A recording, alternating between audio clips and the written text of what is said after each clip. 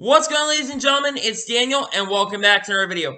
While we don't have a ton of news in this video to talk about, we've got a few pretty big stories that we need to go over. Let's just dive into it. So, the first thing we are going to talk about is the next-gen car news. Some of the things that I have not discussed on this channel up to this point. So, here are some of the things from the next-gen car that we do know. So, there will be one supplier for the chassis. Now, granted, there was a bidding war going on between teams like Joe Gibbs, and I think Penske was part of that bidding war as well.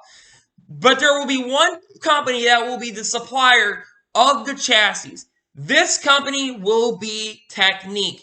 Technique is like a metal fabrication that is from the Flint, Michigan area, I believe. And they will be coming down to Charlotte, and we'll have a shop up in the Roush, next to Roush, the Roush area, basically. So Technique will be supplier of the chassis. What this means is this sport will be more, the NASCAR Cup Series will be more of a spec series, if that makes any sense. And what this also means is that there will be a lot less money these teams will have to spend making these cars. Since everyone will be giving the same chassis, it's going to level the playing field a little bit more, and it's going to cost a lot less for the teams. Meaning that teams can go out and get better drivers, and teams don't have to rely on, sponsorship as much as they've used to. They'll still have to rely on sponsorship, but that is a good thing to hear about, that it's only going to be one supplier. I think it's a good thing, to be honest with you. This car is also a lot more difficult to drive. The handling of this car is a lot more difficult. I've heard drivers that have tested this car say this car is going to be much more difficult to drive. There's going to be more mechanical grip in the car, meaning that there will be more handling going back to the drivers, which means that the best drivers are going to be shown. Guys like Larson, guys like Elliott, Kyle Busch, Kevin Harvick, the best guys in the sport are still going to be showing their stuff. And I think you're going to see some of those guys who've been good. I think you're going to struggle a little bit because they're not used to cars that have been this loose, if that makes any sense. This car has a smaller spoiler. When they brought it to the test, this new car they brought to the test, because they have a new car, which is the Phase 3 car, there was a smaller spoiler on the car, which means that the car does not have as much downforce, basically, I think, on the top of the car. So yeah, good to hear that. And during the testing, William Byron spun out and brushed the outside wall. So he had 2 incidents. That just shows that the car is a lot more difficult to drive.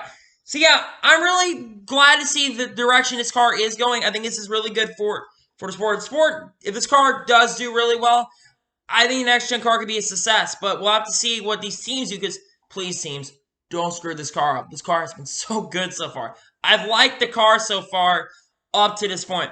So yeah, there are some of the next-gen things that I've been talked about for the last couple months. Let's just get back to the other news stories. So, the Auto Club TV ratings came out came out yesterday, and so the race earned 4.8 million viewers. This is down 6% from last year's third Cup race, which was at Las Vegas. However, it was up 14% from last year's Auto Club race. Keep in mind that was race number 5. Now, there is something interesting about that, though, is last year when we came to race number 3, which was Las Vegas, it was the first time we had the full-on package, the full-on 2019 Aero package. So you had more intrigue into that package. So you had a lot more people show up to come watch that race. And ratings were way up last year from 2018 compared to 2019. Yes, like I said, it was down from last year's third race, but like I said, it was because of the Aero package. This year, we've had about a year with the Aero package, and to see that ratings are still going up, that is a good thing. This is the second week in a row that ratings have technically been up. Yes, they were down from last year's third race, but once again, they were up. So that is really good to hear that ratings are continuing to go in the right direction. So good stuff there. Erik Jones is going to be joining the hunt for the bounty. Billy Ballou and James Finch are teaming up to give Erik Jones an opportunity, and he will drive at Homestead. Let me just say this for the record. Erik Jones, I believe, has a shot to beat Kyle Busch.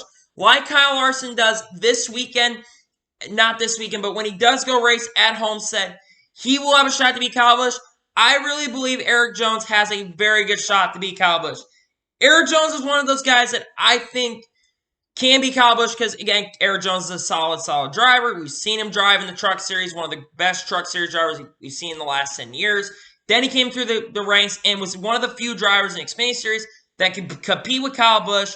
I think Erik Jones can beat Kyle Busch in this race at Homestead. I really think he can.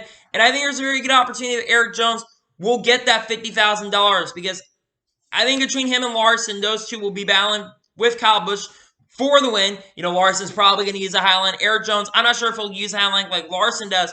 But Erik Jones has joined the Bounty Hunters. And I know that some of you are not happy about it. This is bringing a lot of drivers over to run this race. I think it's really interesting that Erik Jones is going to run this event. He's got a shot to win. That's all I really can say. Now to the next story. Chandler Smith is going to run 8 races for Kyle Busch Motorsports. It was rumored at one point that he was possibly thinking about running for the championship once he turned 18 years old. He's not 18 yet, so he's not eligible to run, but he will drive for 8 races. So he's going to probably in 2021, he's probably going to run full-time in the Truck Series. He will drive the number 51 JBL Toyota. So the 8 races that Chandler Smith will run are Richmond, Dover, Michigan, Worldwide Technology Raceway, Gateway, Bristol, Las Vegas, Talladega, and Phoenix. I have been very high on Chandler Smith. I think the guy can drive a car really, really well. Last year in the ARCA Series, I think he scored 7 wins or something like that in the ARCA Series. I think he won like 4 or 5 races last year in the ARCA Series. He ran only like half the season too, and he only has 1 finish in the ARCA Series outside the top 10 in his career. And he's impressed in the Truck Series. At that Iowa race last year where he completely dominated the first half, he unfortunately had radio trouble, and then I think he got a pit road penalty. He still rallied back to the top 10, however, and I think he had the best truck in that race. It looked like he was going to have a shot to win that thing in his first career start. Unfortunately, though, he had problems. But at Bristol last year, he finished in a runner-up position and was competing for the win against Brett Moffitt. I believe Chandler Smith can win races in this year. I think he will win one of these races, at least one of them. I look at Richmond as one he could win. Bristol's one I see on there as well. Those are tracks. He's really good at the short tracks, and I think he's going to shine because Chandler Smith, like I said, is a very, very, very talented driver. And I think we're going to expect, I think some people are expecting to win a lot every race he runs. I got him winning 1 race this year, but 1 race is enough for me, and I think he's going to get top 10s in every single race he runs, unless he gets CNS. But I don't think Chandler Smith's going to have really any trouble driving the car. I think he's going to do really, really good. So yeah, really cool to see that Chandler Smith is going to be coming back to the NASCAR Truck Series to run for 8 races. Speaking of a driver returning to NASCAR, it was announced this morning that Tony Stewart will be running the NASCAR Xfinity Series Indy Road Course race later this year. He does drive. The number and the sponsor have not been announced, but Tony Stewart's going to run the Xfinity Series Road Course race. Oh my God, yes. Are you kidding me? Tony Stewart's coming back. Dude, the last time Tony Stewart raced, for those of you who don't know, was 2016 at the Homestead season finale. Tony Stewart has said in the past that he wanted to possibly run some road course races, including 2 years ago, he wanted to possibly run the first ever Charlotte Roval race. But Tony Stewart is going to run, finally, and this is exciting news. Tony Stewart, for those of you who know, is my favorite all-time NASCAR driver. I've said this in the past. He's one of my favorite drivers to ever drive a stock car. The guy is a wheelman. He can pretty much drive everything. And there is a very good chance, and I'm going to say this, there's a good chance that he could win this race. Granted, his biggest competition, I think, that will be in this race will be AJ Allmendinger and Austin Cindric. You can't deny that both of those guys are going to be the guys to beat in those races because they are really good road course aces. But Tony Stewart is going to put up a shot, and not only do I think he gets top 5, I think he could win. I do believe he will win this race. Tony Stewart is going to be racing in some not as good competition, still a little bit tough competition for the 2 road course ringers I mentioned, but Tony Stewart, I believe, has a very good shot to win. I am so excited. I woke up to the news this morning, and I just was like, what? Tony Stewart's going to race? Are you kidding me? That is so awesome here. I'm so happy that Tony Stewart is going to return to NASCAR in at least one run race. Will this be the last race Tony runs? I really don't know, but I hope this isn't the last race because this is exciting news. I am so excited. You got no idea. I am so excited that Tony is going to run. So yeah, that is going to be it for this NASCAR news video. I want to thank you guys for watching this video. Please like and subscribe to the channel. Turn notifications on so you can be...